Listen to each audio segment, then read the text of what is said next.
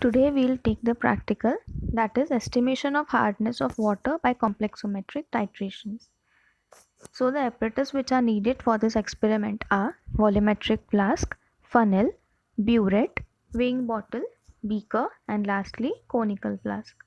After that, the chemicals which are needed for this practical are buffer solution, hard water sample, ideochrome black tea indicator, and EDTA, that is disodium salt. Now let's move towards the procedure which we will have to do to take this practical. The first procedure, the first step which we have to do is the preparation of standard solution of 0.01 normal, that is EDTA. For that, you will have to adjust the analytical balance, weight clean the dry weighing bottle and note the weight. In the weighing bottle, take near about 0.3 to 0.4 gram of solid EDTA and weight it accurately. That is, you will have to take 0.3 to 0.4 gram of EDTA and weight and note the calculations in your notebook. After that, in 100 ml of volumetric flask, transfer the content of weighing bottle with the help of funnel with the inner side of the funnel of distilled water to collect the entire solid in the volumetric flask. Shake the content of volumetric flask to dissolve the solid in water. Make up the volume by using distilled water. So the overall meaning of this procedure is, first of all, you will have to take 0.3 to 0.4 gram of EDTA, weight it on a weighing balance, and after that you will get the temperature, that is W1. After that you will have to take a funnel and put all EDTA in the volumetric flask, and after that take some amount of water and dissolve it till the EDTA gets overall fully dissolved, and then make up the volume till the mark, and that is your standard EDTA solution.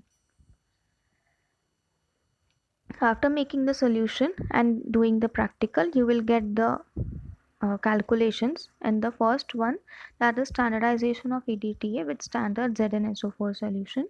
For that, we will have to take first of all the volume of ZnSO4 solution. We will name it as V1. After that, volume of EDTA, and third is the endpoint. And the volume of ZnSO4 solution will name it as V1, and the endpoint we will name it as V2. After that, you will have to take three readings for all overall of the 10 ml, and after taking the readings you will firstly get 9, then 9.8 and 9.8, and then after taking all the mean of it you will get the endpoint, that is V2 9.8. Next is the determination of total hardness of water. In this, there are three steps which you have to perform. First one is, in a 250 ml conical flask, add 50 ml sample of hard water. After that, add 2 to 4 drops of buffer solution and 1 to 2 ml of ideochrome black tea indicator. The solution will become wine red in color. Means, in 250 ml conical flask, first of all you will have to take the sample of hot water, not 10 ml, but you will have to take 50 ml of hard water. In that you will have to add 2 to 4 drops of buffer solution and 1 to 2 ml of ideochrome black tea indicator. The overall solution will become wine red in color. The second step is, fill the burette with standard EDTA solution and add to the conical flask slowly up to the color changes from wine red to blue. Note the endpoint. Means, after taking all these solution, you will have to fill in the burette, that is the standard EDTA solution which you have prepared in the first step, and after that slowly drop by drop you have to add it, the solution in the burette you will have to add it in the conical flask till the wine red colors become blue, and you have to take these three readings and note the endpoint. And lastly, repeat the procedure till two constant readings are obtained. From this, we can calculate the total hardness of water. After calculating the hardness, you have to take total hardness, the calculations which you will get, that are 43, 44 and 44, and you will get the endpoint. The 43, 44 and 44, you will have to take the mean of it and you will get the endpoint, that is 44. After that, last is the determination of permanent hardness of water. For this also you have to perform three steps. The first one is, in 500 ml Borosil beaker, take 250 ml of sample of hard water, boil gently for 20 to 30 minutes and cool, and filter through Whatman filter paper number 42, and then other suitable or any other suitable filter paper. This will remove the temporary hardness.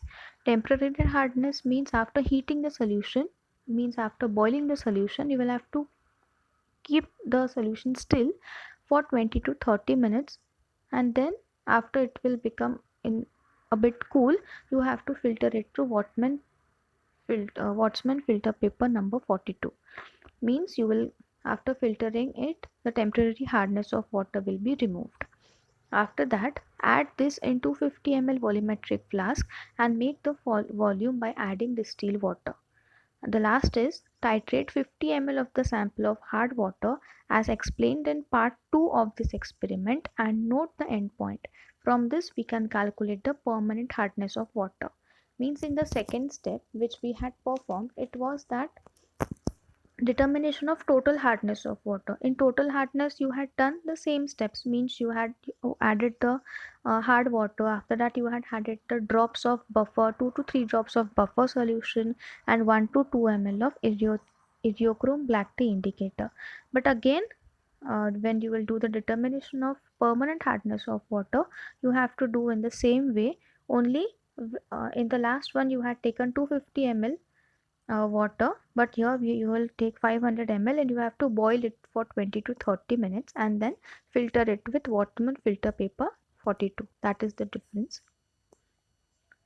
After that, the calculations are titration of permanent hardness 100 ml, 100 ml, 100 ml. 3 readings you have to take, and then you will get the results, that is first 19 ml, then 20 ml, and again 20 ml.